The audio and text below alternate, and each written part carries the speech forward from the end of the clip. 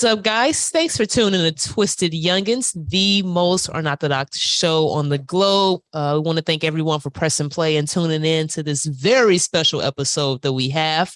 As always, I am one of your hosts, Myra B. King. And it's your boy Mojo in the building, and we have a special guest with us today. Ma'am, let the people know who you are. Hi, I'm Yavis Henry, the newest author out here. Absolutely. All right. That's what I'm talking about. Got the book out here, Finding My Way, The Ugly Truth. Now, people hear the ugly truth, it involves a lot. It's very detailed. Most time when people say the ugly truth. Why that title? Mm-hmm. Well, I said finding my way because I'm still feeling my way through. This is an ongoing process. But I wrote the book to show you where I'm at so far, where I came from and where I am now. And what made you start writing this book? Believe it or not, I was just one day just sitting down thinking, and I'm like, man, I went through a lot. And I just started writing it down. Then I said, you know what?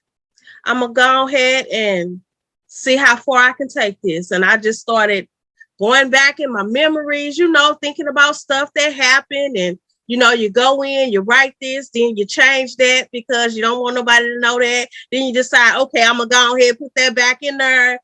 So yeah, it took me like 2.5 years, but I decided I'm going to go ahead and put it out there. Now, because I think a lot of stuff that I went through, I think it happens a lot in Black families, mostly. And how many times did you battle with, dang, should I put this in here? Should I take this out? Were you ashamed of it? Like, dang, I don't know if they ready for this yet, or you know what I mean? Because it is called My Ugly Truth. So yeah. How did you decide what truth stay in and what went out the door? Believe it or not, I was still skeptical about it even after I had got the contract. I'm like, okay, before I sign this, let me go back over it one more time. And then I took stuff out, put it back in, and I just said, hey, let's do it. So all the way up until I had signed the contract and was in progress, I was still thinking. Now, so this is a close book because this consists of, family and friends and things that you went to. Did you go to your family and friends and just like, yo, I'm writing a book, I got to put some things in there, or was it just like you said, like, hey, this is it was my truth. Right. Okay. Everything that happened to me. If you happen to be involved in what happened to me, then you probably in there. And one thing I do want to say, at first I was feeling kind of, like, wow, I shouldn't have said that. But I don't think that I should feel bad about the way a person made me feel. So if I put in there something, how you made me feel, then I'm sorry. Hey. Yeah. That's what it is. Yeah. Understandable. So let's take it back. You were born and raised in East St. Louis, correct? Yes. Okay. How was it growing up in East St. Louis? You know what I mean? We know it's, pretty rough. You being a young woman coming up. How did you stay focused? You know what I mean? How did you, stay grounded? You know what I mean? I really didn't. Honestly, it wasn't so bad because like back then, family was family. So I had plenty of cousins, we all grew up together. Our parents had get-togethers, and stuff like that. And yeah, it was stuff that came up or whatever, but then I had my mama, she didn't play. Now my dad, I could get away with some stuff, but my mama, she didn't play. So if anything kept me grounded, it was her. And were y'all a spiritual family or anything like that? Well, I wouldn't exactly say that. The only person who really I got that from was my grandmother. Okay. My family, they understood the word and, all that, but they didn't follow it like my grandmother did. Yeah. But hey, we knew right from wrong. We all did. Okay. Yes, this is, it takes strength and a lot. You got to die to yourself to really, really follow the word. You know what I mean? Yes, ma'am. I mean, it trickles down. You know what I'm saying? Like you said, your grandmother being strong in the faith like that, you know, it trickles down because now you have a lot of, like you said, in the Black community, you have a lot of people where we are spiritual people. Like we're God's people. We're spiritual people. But since I don't know what point in time, it looks like at some point in time throughout the 70s and the 80s, they just gave up on that. And then the 90s, we just completely just said, forget it. We don't even care anymore. And here we are in the 2000s, and we don't even second guess it. We, like you said, know the truth, but we out here doing us, as they say, YOLO. Exactly. And that's the word. That's what people invented to make it okay. I'm doing me. Well, what exactly is you? You know, I get the sense in this book that you felt like that you weren't enough. You know, like you weren't beautiful enough. You weren't living up to certain expectations. You were failing your children. You know, that you were failing yourself. Why did you feel that way? Well, I had low self-esteem. And I want to say it started after the accident. My brother and I got ran over by a car. And it was bad. I was 10, he was 7. The car trying to beat the light and hit me. I flew up in the air, landed on the right side of my body. And he came up on the curve trying to get away. And so he hit my brother. So my parents were both working. We were at my grandmother's. We talked her into letting us go to the store. And she was like, no, I don't want y'all to cross that busy street. We're like, oh, Granny, we could do it. You know, we made it to the store. We were on our way back. And the car hit me. I honestly don't remember the accident. I'm telling you what people told me. I don't remember nothing. So the car hit me and I landed. I had a skull fracture. I had a broken ankle, busted eardrum. It was bad. And my parents, the word that they got from work was my brother was messed up really bad. And they took him to St. Mary's Hospital.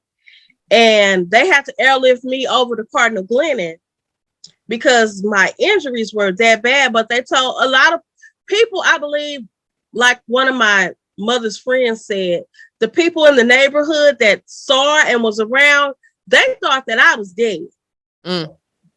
So that was the word that my mom and dad got, that I had died. But I mean, what would you consider to be like one of your toughest moments that you faced in your life? One of my toughest moments? Yes. It had to be when I lost my dad. Because I was a daddy's girl, you know, and my dad, I remember it like it was yesterday. My dad we were sitting on the couch. I had a headache. He sent my brother to the store to give me some medicine. He said, I'm getting ready to go, baby girl. I'll be back. And he left. And my dad, he worked construction. So he was working on a friend's house one night and some people decided to rob his friend. And my dad ended up getting killed. So that was probably the hardest thing I ever, back at that time, had to deal with. So I was like, okay, I didn't care, you know, what was going on. So then I really started drinking. I was like, shoot, it don't matter. You know, I just didn't care. I just started drinking. It was like more and more. How did you start to act out as well? Yeah. Well, yeah, I acted out not only because my dad had died. Yeah, okay, go ahead. I was really lashing out because as a kid, like I said, I had low self-esteem. I had a close family member. You know, she would say things about me. This was after the accident now. So she made it seem like, because let me tell you, I have a brain injury to this day. I have permanent brain damage on my right side. So one of her things was to always make it seem like I was slow or, less than because of the brain injury. And what people don't understand about a brain injury is it's not just a headache. It's not just you gonna have headaches with this brain injury. A lot of stuff comes along with that. You have bouts of depression. And like I to this day, I feel so overwhelmed sometimes. And it's because I'm overwhelmed because I got this, and this to do. But I really can't plan on how to do things because I might have a migraine that day. And it's really bad. So people have to understand when you have a brain injury and you going through a lot and you got somebody there that's talking about you, putting you down and doing all that, that really affects you. So I started lashing out. I mean, I really started lashing out. Wow. Now, moving forward throughout your life, what is the impact you would say that losing your father had on you moving forward? Like, did it have any impact far as your relationships or anything like that? Yeah. I wanted me a husband that treated me the way my dad treated my mom. As you should. Mm-hmm. And I was looking for that, and hey. do you feel like you maybe rushed into some situations? Like wanting to have that perfect family, wanting to make somebody to be something that they weren't? Yeah, I did. My son's father, he was a great guy. He was really mild mannered. He was a really great guy. Mm-hmm. We was like mixed match because I was wilding out, I was still drinking. I was still kicking it. I was doing me, as you say. Mm. But he wasn't ready for life, but like I said, we was together. Hey, I said, we need to get us an apartment because I wanted him to spend a night and he couldn't spend a night, and my mom and my auntie weren't having it. So we got an apartment, and I thought that getting in this apartment, he would get a job, and take care and do things. And then that didn't happen, but he started, he tried. I would say he tried sometimes. But then when I got pregnant with my son, I felt that he let me completely down because I was like, this is our baby. We got this baby. And he was telling me, call my sister, call my mama to get stuff for the baby. I'm like, no, this ain't how it go. I wasn't, no. Mm-hmm. So, I had to move. I had to let that go. But I mean, he was a real good guy. He wasn't no hands-on father ever. The Bible said that a man don't take care of what's his and what's in his house. He's looked at worse than an infidel, and the infidel's a non-believer. So you can be a great guy all you want, but if you ain't taking care of your family, you might as well not be nothing. Exactly. So okay, so who in the book when I'm reading through, who was the one that you said was the devil himself? Because those are strong words. Whoa, you know what I mean? You felt like a man was the devil? When you call somebody the devil, that's strong attachments that come with that. It must have been a really evil person, or Yeah. Okay, so you want me to tell you why I called him the devil? Yes, ma'am. Because in my eyes, he was the devil. Mm-hmm. Why? He was my ex-husband. And I'm gonna tell you one thing I know. He did not want me into church. Anything I tried to do involving church, he was totally against it. This man, he was really abusive, verbally, mentally, physically.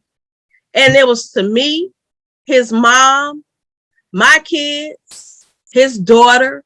He didn't care. He was a really evil person. And one night I had to call the police to arrest him for jumping on his daughter. This man was fighting his daughter like he would fight a man on the street. Wow. I had to call the police and get him arrested and call her mom to come and take her to the hospital. I felt really bad because I couldn't protect her, but I wasn't protecting my own kids from him. He was really a bad person. And I keep saying was because I don't know. I have not been around him in I don't know how long. Okay. But I hope that he's not the same. But then he was the devil to me. I tried, like when I first stopped drinking. I was like, I'm done. I'm not gonna drink no more. I'm finna get myself right. Give my life to the Lord. No, he went and built a bar and kept it fully stocked with the stuff I used to like to drink. So you want to know why I call him the devil? No. And I got one more for you. No, let me tell you this. The man told me, if you gonna keep paying your tithes at church, I'm not gonna pay the mortgage or pay the bills. I'm so glad that by that time I had grown in my faith. I'm so glad because I said, okay, do you? Mm-hmm. And he lost his job. And he couldn't get no unemployment. So guess who was paying the mortgage, the bills, and tithes? Well, hey, you are strong. Okay, that's deep. It is deep, and I have to ask you. Okay, so throughout all of this, out of the course of how long did this happen? Was it 10 years, 5 years, 3 years? Let's see. We got married in 2008, so I say about 8 years, almost 9. So you basically stayed a decade in that. Almost a decade in that. Yeah. Was he this way before y'all got married? Yeah. Why'd you marry him? I fell in love with him. You fell in love with him? Man, he was going upside your head. You can't love that. I did. Okay. And that's another thing. That's what I'm saying. You just, people don't know when it comes to matters of the heart wants what the heart wants. Mm-hmm. I know. The mind can know that this ain't what you need, but the heart wants what the heart wants. Yeah, the Bible says your treasure is where, your treasure is where your heart will lie as well. And you know what? That's powerful because a lot of women tend to do stay. And I want to thank you for sharing that. I respect your honesty with that. You said the heart wants what the heart wants, and you stay in that a whole 8 to 10 years in a relationship. So you've endured a lot. You know what I mean? It's just like that hate that he had towards you became love. It's like, okay, that's, you know what I mean? And sometimes I've heard people say like, that's how they know someone care about them. At least they showing them some type of attention. I'm not saying that's in your situation, but I've heard people say that before. So, like Stockholm, at least you made it. But you know what I thought? Mm-hmm. When I started church or whatever, I thought that if I stick with him and we get married, God was going to fix him. But one lesson that I learned is just because you pray for something and it happens, that does not mean that's what God got for you. And I had to learn that the hard way. Mm-hmm. I mean, the real hard way. Yeah. I mean, at that time, like you said, you were going into the faith. You know what I'm saying? I don't know where you were at in your faith in that time, but I'm pretty sure you had ran across the don't be unequally yoked situation in that time. I did. And I thought that God was going to fix him. Yeah. Mm-hmm. Mm-hmm. Yeah, absolutely. I did. I mean, we all know now that, God can't fix no one who don't want to be fixed. Exactly. Glad you made it out alive. Absolutely. I was just going to get to that. Some women don't make it out alive. I was just going to say, you said 8 years of marriage. I had to assume that y'all were dating. Well, no, we weren't married the whole 8 years. Oh, okay. We was only married 4 years. Well, not even a good 4 years. So moving along, like in this book, did it get you ever get to any parts where it was just like extremely painful for you to write? You know what I mean? Like you may have choked up or, got teary eyed writing. Yeah. When I started to talk about my son, I have a lot of regrets from raising my children. Cause like I said, my children I was in that environment and my children was in that with me. Mm-hmm. So I had a lot of regrets for that. And I found myself overcompensating. You know, my son, he knew that I felt bad, but he was one of those master manipulators, you know? So, hey, he was going to milk it for what he could. And I allowed that. I really did. And I felt bad, you know, that he had went through what he went through. But I had to also sit back and think like, hold up, you know, yeah, he went through that, but you did take care of him, you know, and I did my best with him. He just went his own way. And he ended up, you know, getting on drugs, and I tried to help him. You know, I got him help. I took him places, did, you know, everything in my power that I could do. Me and my mom, we went all out to try and help him. But he was too far gone, I guess. And he ended up overdosing and he passed away. So, but he did leave a son. Well, actually, he left a son and a daughter. I just found out that I have a granddaughter this year. So I have reached out and gotten to know her, you know. So, you know, it was a lot. But yeah, when I was writing the book, yeah, I cried over and over, you know, right. And then I say, no, I'm not going to put that in there. But no, I needed to put it all in there so people can understand. And you can do whatever you want to do, but if a person is not willing to stop the drugs or stop doing whatever it is they're doing, there's really nothing that you can do about it. So, yeah, I mean, to be honest with you, I mean, out of everything in the book, this probably was the most gut. I'm going to go ahead and read this real fast for the viewers and everything, but for you too, because you wrote this. I mean, this was probably one of the worst. This was one of the most gut-wrenching things that I read throughout the book that hurt me the most. And like you said, I'm pretty sure, like you said, you cried when you wrote it. I cried dang near reading it.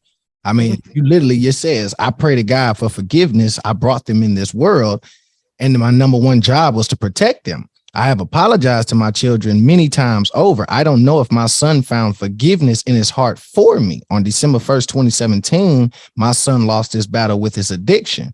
That was the worst day of my life. I was weak and helpless. To this day, I go back to our last conversation and I get angry with myself because I didn't tell him I loved him before we hung up the phone. And the next phone call I got was his girlfriend telling me that he overdosed. That was it for me. I'm not gonna lie to you. That hurt me. I'm pretty sure it hurt you. It hurt me as bad because my oldest brother was killed and I was in that same predicament. Me and my oldest brother, we argued a few days before he got killed, and we argued about a situation with his children. And, you know, I was just begging them to get out the streets. I'm telling him, get off the streets. Dude, you got kids, get out the streets, you know. And sure as heck, the next time I heard or got anything from him, I went back to school. And the next phone call, like you said, that I ever heard from him was that he had got killed in the streets. So my question for you is, my first question for you is my only question about this. What was that phone conversation that he and I had? Yes. It wasn't even really a real conversation. I was at the doctor's office with my daughter. And I was calling his girlfriend. I didn't want him to answer the phone because 2 days before that, we had got into a really bad argument. And I didn't want to talk to him. I was mad at him. But he ended up answering the phone. And so I asked him, you know, where she was. And I think he said she was gone somewhere. She'll be back. I said, well, have her to call me as soon as she gets back because I want to pick the baby up. He said, okay, Ma. And I said, okay. And we both just held the phone for a minute. And I felt like that was my chance right there to say it, but I couldn't. I was mad. And I felt that he needed to know that I was still mad because he really disrespected me and he hurt me. So I didn't say it. And the next call I got, she was screaming on the other end saying that he overdosed. And I went through thinking like, wow, did he hang up the phone with me? And he just felt like I didn't love him. So he went and overdosed. You know, I just went through all the different emotions and everything. But I had to pull myself together too, because like I said, he had a 1-year-old son. Mm-hmm. Absolutely. And I knew I had to, get myself together because this baby was here and it wasn't no turning back. So I did the best I could at the time, I think. And we got through it. Mm-hmm. We got through it. Well, thank you for sharing that. Sorry, Absolutely. I'm sorry to hear about that. Loss is difficult for anyone. And I know it's something that it never ever goes away. You just find a way to cope or deal with. You just find, that's Yeah. what happens. You just find a way. Now, at any point in time throughout this process, did you ever feel like, with you being in the faith and you praying, and I'm pretty sure you prayed for him to be delivered from his situation and the addiction and everything like that, even the situations that y'all had with each other, you being angry at him. Do you ever feel like, at any, I ain't gonna say ever, but did you ever feel like at that point in time that God had failed you? That God had failed me? Mm-hmm. No. Okay. I felt like I failed. I felt like I wasn't strong enough in the faith. Mm-hmm. That was, I went through that a lot too with my kids when they were growing up as teenagers. Because I would go to church and I would see these little kids, they praising and worshiping God. And I'm like, man, if I hadn't been drinking all them years and doing all that stuff, my kids would be at this point now. We would be, so yeah. Mm-hmm. I think I blame myself. At least you're taking accountability. It's hard for a lot of parents to do that. Yes. You know what I mean? Like it's extremely hard for parents to take accountability. Not saying that they're responsible for everything because a child is going to go up and go their own way. But it's very seldomly that I hear a parent always say, oh, I did the best that I could. But sometimes I don't really hear parents say that I do take accountability for maybe if I would have tried this or hadn't been drinking all these years or haven't been on drugs, life would have been a little bit different. I probably could have showed them more or something. But that's good. But it starts with you. At the end of the day, it starts with you. You can't blame nobody else. It's you. It starts with you. So how do you sharing your ugly truths, your dark truths, being honest throughout this book? Of course, a lot of people feel certain ways about that. How are you dealing with the backlash? Because of course, nobody likes when stuff is being written about them, in a way, but it's your truth. So how do you deal with the backlash, and how does that make you feel as an author? You know what I mean? Because I'm sure you're going to want to write other things. You know what I mean? This is not going to be your only project. So how do you deal with that? Well, I don't care because, like I said, it's my truth. Mm-hmm. This is what happened to me. You can't be mad for how you made me feel. Mm-hmm. Absolutely. So, that's how you're supposed to feel. Hey, it is what it is. They can't get mad for like you said, for what they've done to you. Go ahead. Now, moving forward, do you have any other projects that you're working on? Far as artists, writing another book or anything like that? Are we looking for a part 2 of The Ugly Truth, or are we looking for another branch out of something else? Well, it won't be a part 2 of The Ugly Truth. Okay. Because I gotta live a little bit more and get some more to write about, so that's still happening. Got it. Where can we find the book? Where can we? I actually have been. I was writing something. It's but it's fiction. I just thinking up, different stuff or how things are and making up scenarios. So I've been jotting down little stuff. So I don't know. Maybe I'll give myself a couple of more years because right now I'm focused on getting married. So congratulations. I got to get that planned. And one thing I do want to go back to and not harp on for too long is the fact that when you said, you felt like you let them down, because when you went to church and you saw children in church and you were saying that if you had not been drinking, that could have been your children in church with you. Are you working on that? Are you actively working on that now with you having grandchildren and your children, the children that you have left being older and you still have grandchildren now? Are you working on that with your grandchildren? Well, no, here is my thing. Mm-hmm. Before COVID, I was taking, my grandson to church because he was the only one around me at that time. My other grandbaby, he's 2. So he's new.